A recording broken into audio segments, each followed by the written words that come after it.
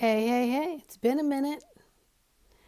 And that's really because my higher self, which I consider my guide team, source creator of all that is, that I am, has just been bringing it home and grounding me and working on things from here. So I haven't felt the call to get on here and bring a video. In the last 6 months or so, we've had a lot of interesting weather patterns that are honestly no different or interesting than any other weather pattern.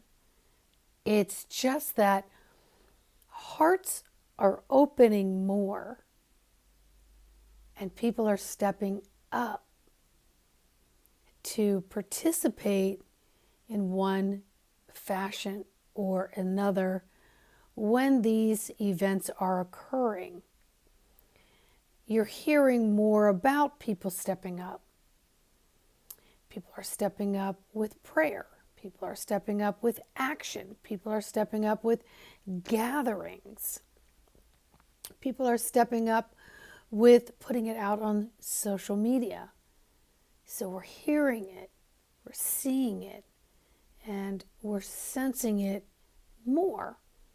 So it seems like it's different, but it honestly isn't different any other time when specific weather patterns happen in the South, or fires happen in the West, or war happens here and there.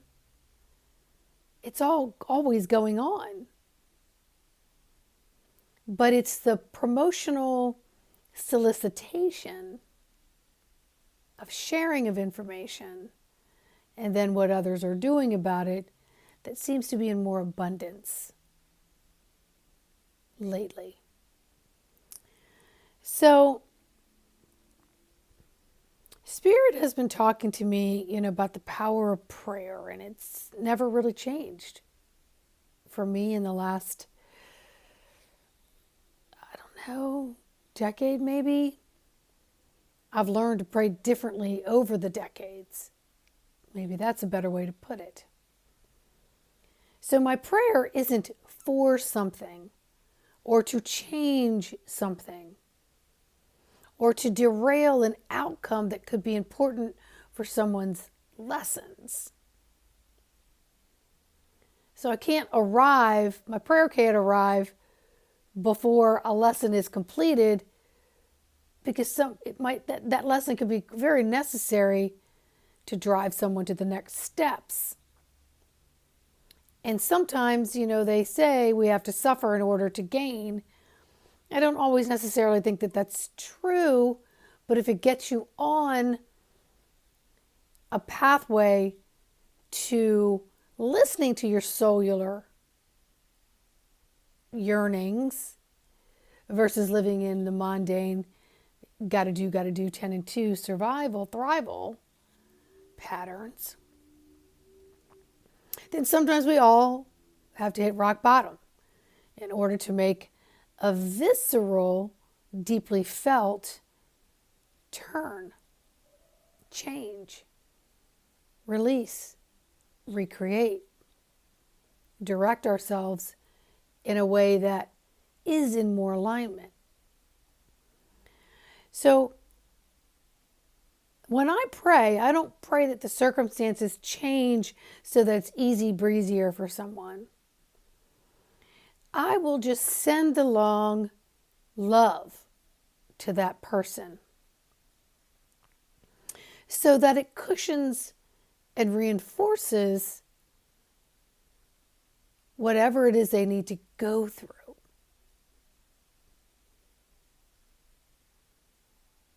It may or may not change the outcome, because it may or may not wake the person up so that they get in the driver's seat and start driving themselves differently, so that an incident doesn't occur that could create mental, physical, and emotional injury that's harder to rebound from. But sometimes some people came in with that agenda. Hey, if I'm not listening, team, please stop me in my tracks, give me a talking to, let me have the opportunity to make a change that's necessary to ensure my growth, and let me do it with the least amount of physical, mental, and emotional injury to myself, to my person, or to anyone else that gets caught up in that path. So I don't pray that something changes. Now, some people receive prayer in that way, and sometimes I may say it because they receive it in the way that I'm praying for them for the highest outcome and a softer landing. But sometimes some of us have to land hard. We just do. So with all of these, let's just stick to the weather patterns. We got people out here claiming that they have changed the weather patterns. So does that mean your prayers were answered for this weather pattern, but someone else's prayers were not answered for that weather pattern? When we get into these higher states of consciousness, sometimes we can trip over our own selves thinking that we are in a savior position when we're just learning as well as everyone else.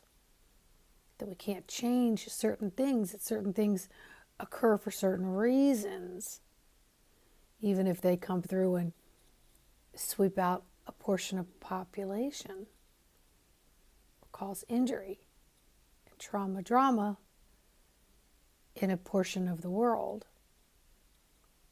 Again, this has been going on for millenniums.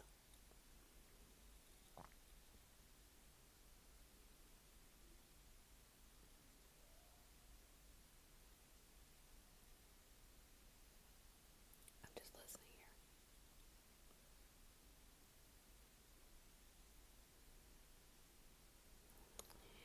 I grew up in a family that if they knew you were broke or having a hard time, they would just say, I'm going to pray for you. I'll pray that money comes your way. I'll pray a meal comes your way. I'll pray you find a home. I'll pray for this or that. And so I learned later in my adult life that that's honestly prayer bypassing. You're bypassing, taking responsibility. Because then if something did occur, someone would say, oh my gosh, my prayers were answered. Look at that. Someone gave you a meal. Someone gave you some money. Someone gave you a safe place to stay. Someone brought a relationship into your life. Somebody gave you a great job because of my prayers. See, my prayers did that. My prayers did that for you. So that just solidifies that I have got to keep praying in the same way. When I find people in need, I will ask myself, how can I best be of service? Can I just be a listener? Does somebody need a hug? Can I network and connect somebody to something? Can I just sit back and listen and not offer anything but a non-bias, non-judgmental, open heart, full throttle to love and source, and just be present and accept things for the way they are in this moment. Not everybody wants you to fix everything. And then there's those who want you to fix everything. And then they never learn how to fix their own thing, because then they're bypassing their own self-soothing, their own self-solutions, their own self-resolution to whatever is going on.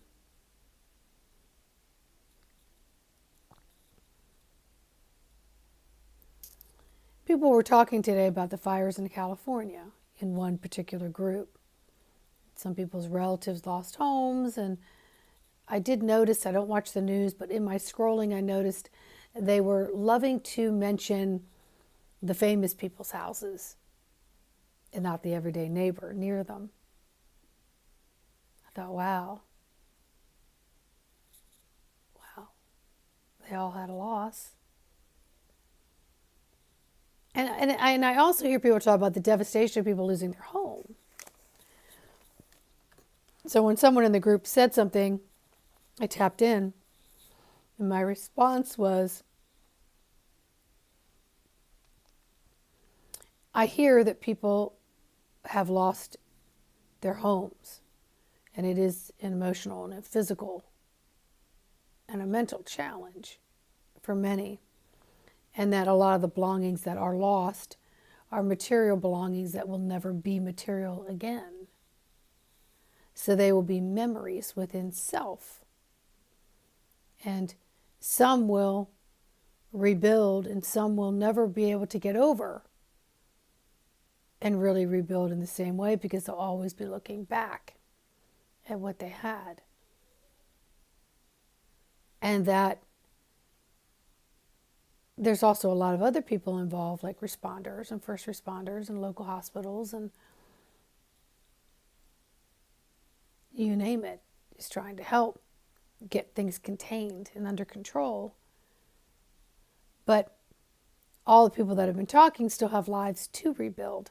They still have the physical, mental, and emotional capability, if they choose to rebuild somewhere else or in the same spot, if that is deemed a rebuildable spot. Because there's a lot of other things going on in the deep state. Because if they can take a territory and claim state of emergency, the government owns it all. And they could just pay you pennies on the dollar for it and then turn that land into something else. But that's a whole other story my higher self is saying right now. Whoa, hold your horses, Sandy. That's a whole other video. So I said I will send a blanket of love to all of those who are directly and indirectly and third party affected by what is going on. I will send an additional blanket of love, heavier, to those who are responding. And that's kind of how I put it. I didn't pray for the fires to be gone. I wasn't praying for rain. I was just praying that all is as it is, and can everyone maintain to the best of their ability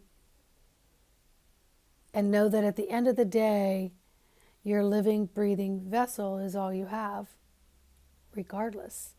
Everything else is just a garnish. Everything else is just a supply. It's just material. That your life, as you come in and as you leave, is all you've got. And so within this vessel, you have your ethics, and you have your morals, and you have your compass of your heart, your mental, your emotional. And sometimes when we have nothing, it's when we reach in and find our constitution and see what we're really made of and what we like and do not like about ourselves that we may have learned in this lifetime or brought in from other lifetimes. And it gives us an opportunity, bare to the earth, in front of all that is, and look at thyself for who I am.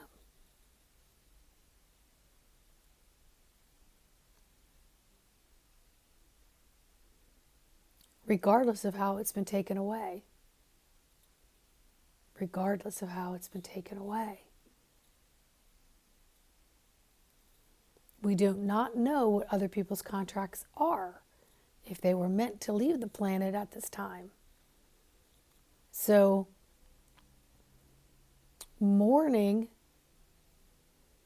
and having fear and lower vibrational things that occur when we do those for an extended period of time, we create a different cloud and different frequency of energy that becomes dominant. So I am very far removed physically, mentally, and emotionally from a lot of storms that have occurred in the last 6 months, fires, etc. It doesn't mean I don't feel the trauma in the air, because I do. Today I feel very teary-eyed, and I know why. It's because my body is saying release. And so in the release, it's coming through tears for me today. And I'm smiling through those tears to continue to invoke the cascade of hormones that balances my entire vessel. Because I'm not sad. I'm not sad. I look at everything as a lesson and an opportunity to have a lesson and to learn and to make decisions on, am I going to repeat the learning with this lesson the same way I did it before, or am I going to do it a little different? Am I going to ask my inner constitution and my higher self, the source creator of all that is, that I am, to assist me? Because again, this is all you have, and it's all you have control over. So be careful how you pray. Be careful how long you stay in a certain frequency. Ask, is this frequency teaching me something? Can I actually learn to switch gears with this frequency?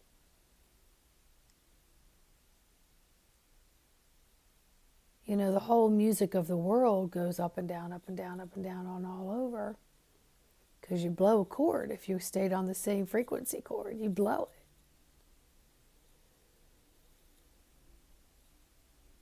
And if you have everybody all at the exact same level, you may break the chord. Because there's lessons to reach up and there's lessons to reach down.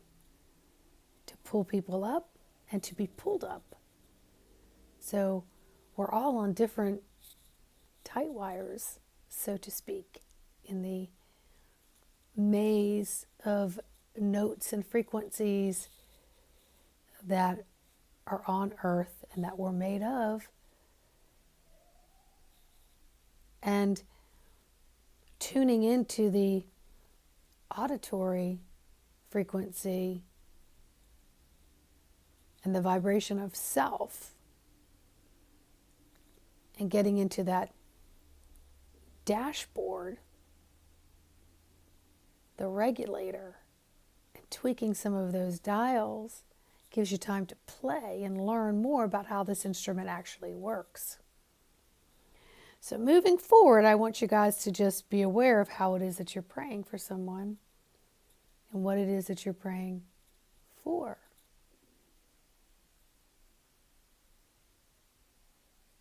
Because there is a divine plan, even if some dastardly deeds are snuck in there. There is a divine plan. And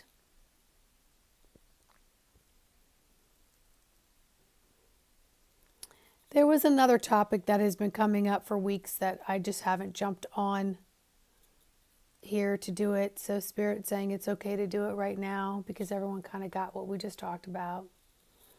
And that is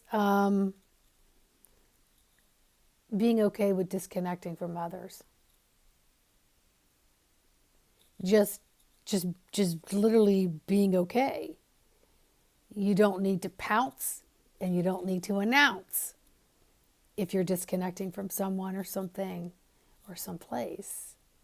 Just do it. If you need to go in and get some blocking techniques going, then do it. if it helps you. If you need to put your phone down more often and just stay away from some things that trigger you or suck you in, because we are electromagnetic beings. And sometimes we're like, wow, how did I get into that conversation? Or what I really want to say, is that going to be received in a way that I really intended to be received? So it's how we show up for each other. And sometimes showing up for each other just means disconnecting from the other person. Some things will happen organically in relationships because they've already done what they need to do within your life, and you've already done what you need to do within that particular person, place, or thing, life. So you remove yourself from it.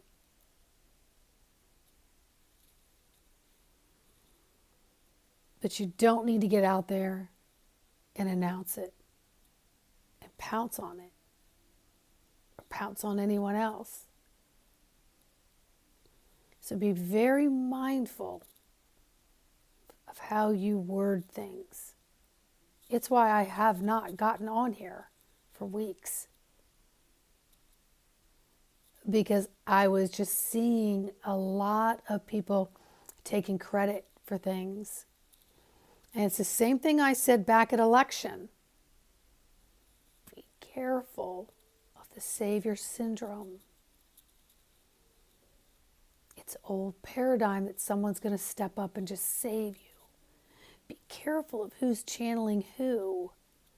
When people tell you they're channeling Jesus, and Jesus said something was bad, in my conversations, I've never heard that expressed like that. None of my team ever says good or bad. They will just show me different scenes of different choices. And I have to funnel it through and translate it into my own language.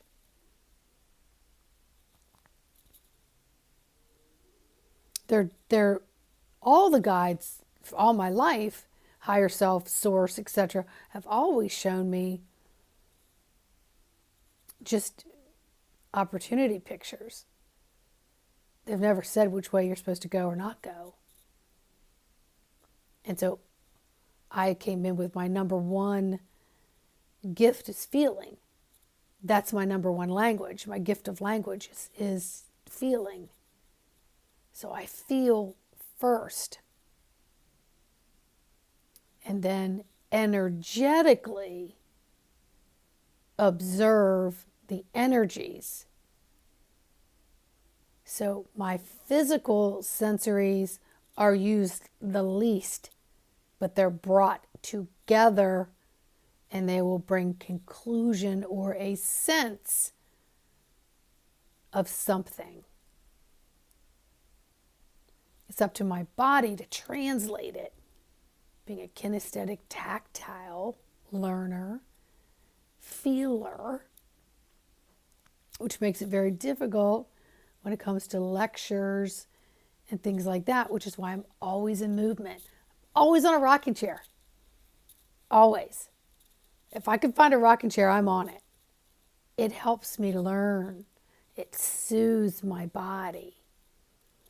It gives me open pathways to receive information that is seen and unseen.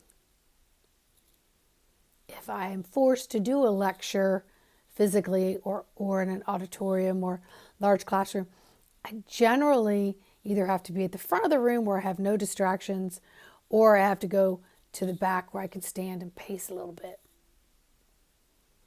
Hence, the work that I do has all been hands-on. Infant massage, massage therapy, aesthetics, multitudes of Reikis, energy work, zone technique, the list goes on. It's all hands-on.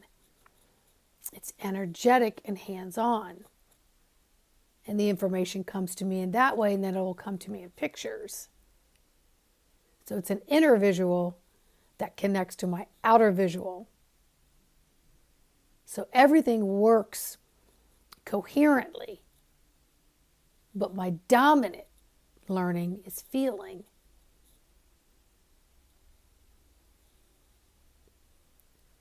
So be careful before you create a feeling in someone else that may take them a little while to process or could create harm. Be careful about praying for something that may take them out of their learning lesson. Be careful about feeling too badly when something occurs to or for someone else.